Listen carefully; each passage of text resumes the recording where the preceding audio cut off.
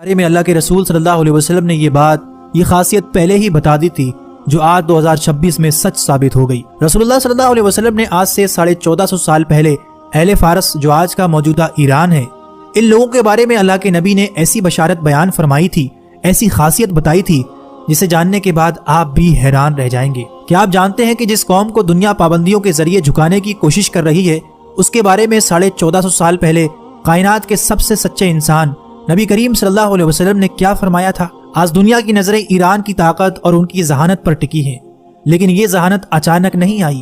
یہ وہ معجزاتی پیشن گوئی ہے جو صحابہ اکرام رضی اللہ تعالیٰ عنہ کے سامنے اس وقت کی گئی تھی جب فارس یعنی پرشیا ایک عظیم سلطنت تھی اور اسلام ابھی پھل پھول رہا تھا۔ صحیح بخاری کی وہ حدیث یاد کریں جب حضور صلی اللہ علیہ وسلم نے حضرت سلمان فارسی کے کاندھے پر ہاتھ رکھ کر فرمایا تھا، اگر علم یا ایمان ثریا ستارے آسمان کی بلندیوں پر بھی ہوگا تو فارس کے بیٹے وہاں پہنچ کر اسے بھی حاصل کر لیں گے۔ یہ صرف ایک جملہ نہیں تھا بلکہ ایک قوم کے ڈی این اے کی خبر تھی۔ تاریخ گواہ ہے کہ امام بخاری ہوں یا امام مسلم ہوں یا بڑے بڑے مسلم سائنسدان، ان کی جڑیں اسی خطے سے تھیں۔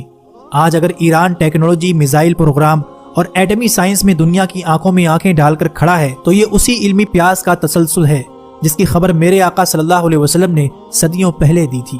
یہ حدیث آج کے اس صورتحال کو بیان کرتی ہے کہ اس خطے کے لوگ ذہنی طور پر قوی اور ارادے کے پکے ہوں گے، لیکن بات صرف ذہانت تک محدود نہیں۔ نبی صلی اللہ علیہ وسلم کی پیشن گوئیوں کے مطابق قیامت کے قریب مشرق کے اسی خطے خراسان سے ایک ایسی فوج نکلے گی جس کا راستہ دنیا کی کوئی سپر پاور نہیں روک سکے گی۔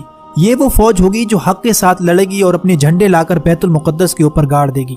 آج کے 2026 کے موجودہ ایران کے حالات دیکھیں اور جامعہ ترمذی کی اس حدیث کو سنیں۔ جب عربوں کے بارے میں کچھ آیات نازل ہوئیں تو آپ صلی اللہ علیہ وسلم سے پوچھا گیا اگر عربوں کو ہٹا دیا گیا تو ان کی جگہ کون آئے گا؟ آپ صلی اللہ علیہ وسلم نے حضرت سلمان فارسی کے کاندھوں پر ہاتھ مار کر فرمایا، یہ اور اس کی قوم۔ اور اس کے بعد آپ نے فرمایا کہ اگر علم ثریا ستارے پر بھی ہوتا تو اہل فارس میں سے کچھ لوگ وہاں پہنچ کر بھی اسے حاصل کر لیتے۔ مسند احمد کی ایک اور روایت میں آپ صلی اللہ علیہ وسلم نے فرمایا، قریب ہے کہ اللہ تعالیٰ تمہارے ہاتھوں کو عجم غیر عربوں سے بھر دے، پھر وہ عجمی ایسے شیر ہوں گے جو بھاگیں گے نہیں، وہ تمہارے دشمنوں کو قتل کریں گے اور فاتح بنیں گے۔ آج 2026 میں کیا آج ہم اپنی آنکھوں سے وہ منظر نہیں دیکھ رہے کہ تمام تر مخالفت کے باوجود یہ خطہ جھکنے کو تیار نہیں؟